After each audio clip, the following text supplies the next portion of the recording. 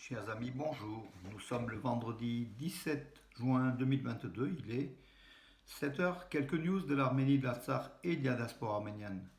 Tout d'abord, je commence donc les infos par un message reçu d'un ami, en fait d'un ami des réseaux sociaux, Henri Garabédian, qui m'indique donc de l'expédition de Jeanne Abad. Donc en fait, je vais vous lire donc son petit message tout simplement.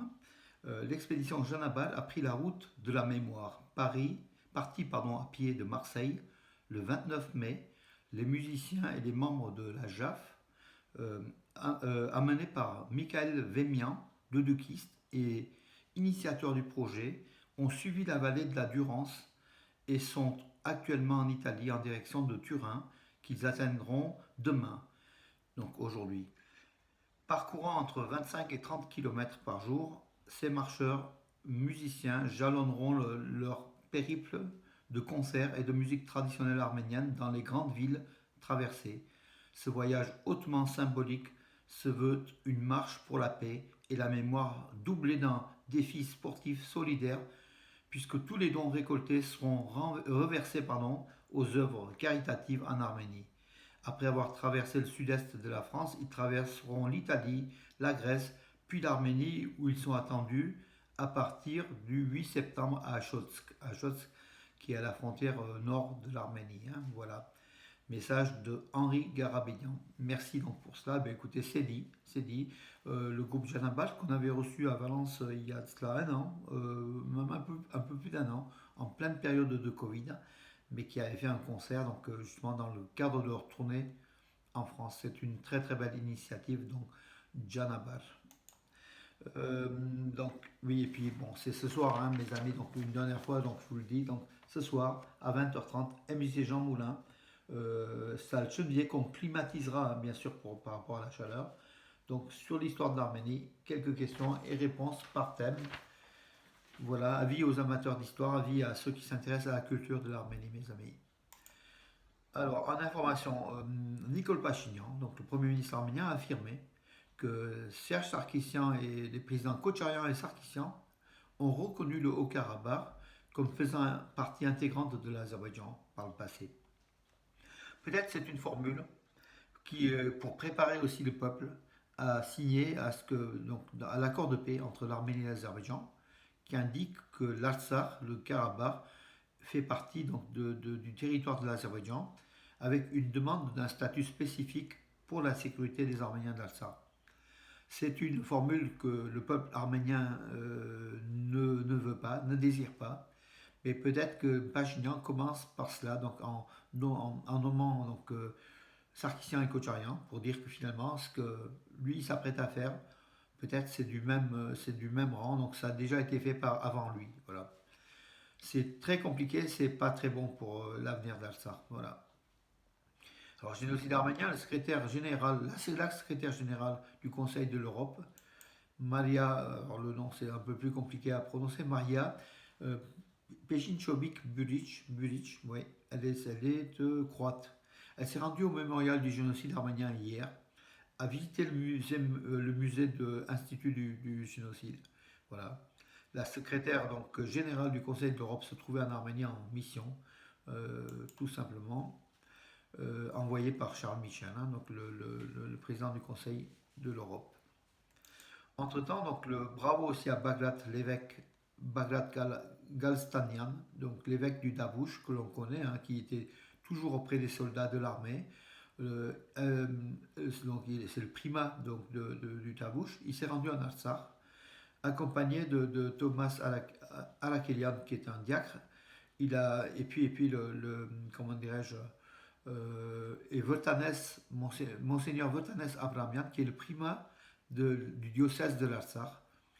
Donc il a fait le tour de quelques églises, quelques lieux de culte, et puis il a fait une prière à la cathédrale de Stepanakert, indiquant comment dirais-je, son soutien entier à l'Artsakh, justement la liberté religieuse du peuple de l'Artsakh. Voilà, un bon soutien. C'est vraiment ce Bakrat Galstanian, l'évêque du Davouche, est quelqu'un de formidable. Voilà, bravo à lui. Euh, pour, les, pour nos amis, nous sommes, nous sommes amis des jours difficiles.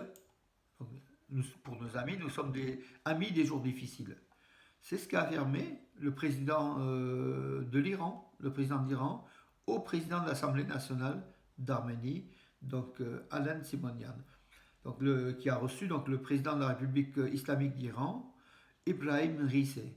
Ibrahim Rissé a affirmé que justement que dans les jours difficiles, l'Iran, l'Arménie resterait l'ami de l'Arménie, donc de l'Iran, pardon, l'ami de l'Iran. Ça veut dire beaucoup de choses. Ça veut dire que l'Iran est très proche de l'Arménie et que l'Iran soutiendra l'Arménie dans les difficultés économiques, politiques. Voilà une bonne note de Téhéran par rapport à Yerevan comment dirais-je, qui gère aussi entre l'Azerbaïdjan et l'Arménie, qui gère sa politique, hein, tout simplement. Euh, alors, une belle histoire. Un jeune couple arménien qui s'était marié en 2018 au sommet du mont Ararat, il raconte cette fabuleuse aventure. Alors, ils sont mariés au sommet du mont Ararat, donc en 2018, Ishran Gevorkan et Ashren Hovanessian, un jeune couple qui est monté, en fait, qui a fait une expédition sur le mont Ararat sans dire aux amis qu'ils allaient se marier. Et puis, au fur et à mesure, en montant sur les pentes de l'Ararat, ils ont informé leurs amis que le but était aussi le mariage et qu'à 5156 mètres, ils allaient se dire oui. Et le couple a dit oui, ils ont escaladé le sommet de l'Ararat, ils sont mariés au-dessus du mont Ararat. Voilà, bravo à ces jeunes qui s'occupent aussi de beaucoup d'organisations, dont la formation de la jeunesse, des, des mouvements patriotiques. De leur mariage est né aussi un enfant, hein. Aujourd'hui, ils racontent cela, mais c'est une très très belle aventure, se marier au sommet de l'Ararat. Voilà un couple d'Arméniens qui a réussi un pari, un pari fou, mais un beau pari, un très beau pari. Bon, un record, Yuri Saguns a établi un nouveau record du monde de Guinness pour le livre de Guinness de record. Il a tiré donc deux véhicules du pompier pesant 37,5 tonnes, pardon, avec ses dents, avec le drapeau de l'Arménie, bien sûr qu'il a dédié donc aux, aux soldats, à l'armée, à l'armée arménienne. Lui, il fait partie des pompiers d'Arménie, hein, ce Yuri Saguns. Il n'est pas son premier record, il a fait plusieurs records. Ça amuse, hein, donc voilà, il est dans le livre du Guinness de record. Ça fait de mal à personne, mais c'est vrai que ça avance pas beaucoup non plus, hein, il faut quand même le reconnaître. Euh, voilà mes amis, écoutez, et puis bon, bien sûr, le 30e anniversaire de la Fédération arménienne de football en compagnie des présidents de la FIFA et de l'UEFA qui s'est déroulé en Arménie. Donc ils sont rendus, donc, ces deux responsables de la FIFA et de l'UEFA. Nicole Pachinian a fait un beau discours pour le développement du sport, du football. Il veut un stade international. Il veut aussi que l'Arménie, d'ici 2050, donc c'est un rêve, hein, mais ça peut être une réalité, remporte une Coupe d'Europe et une Coupe du Monde. Voilà, l'Arménie, hein, en attendant, grâce à la FIFA, l'Arménie a installé 90 stades, mini-stades, et ils veulent porter donc le projet à 300 mini-stades. Et dans cela, l'UEFA et la FIFA aident l'Arménie, hein. Une bonne chose aussi pour le développement du sport en Arménie. Écoutez, je crois que j'ai terminé, mes amis. Écoutez, j'ai terminé. Oui, demain aussi, gala de l'école, de l'Académie de musique et de danse de l'association France Hashtag Arménie, demain à 20h à Saint-Marcel-les-Valences, hein, au pavillon culturel Espace Liberté. Et puis voilà, mes amis, je vous donne rendez-vous moi ce soir, tout simplement. Et puis à demain pour les informations. Journée chaude, journée très très chaude ici dans le sud de la France, mes amis. Couvrons-nous, essayons de rester un petit peu à l'abri du soleil. Et puis faisons face à ces pics de chaleur qui se termineront, je crois, en début de semaine prochaine. Bonne journée et à demain, mes amis.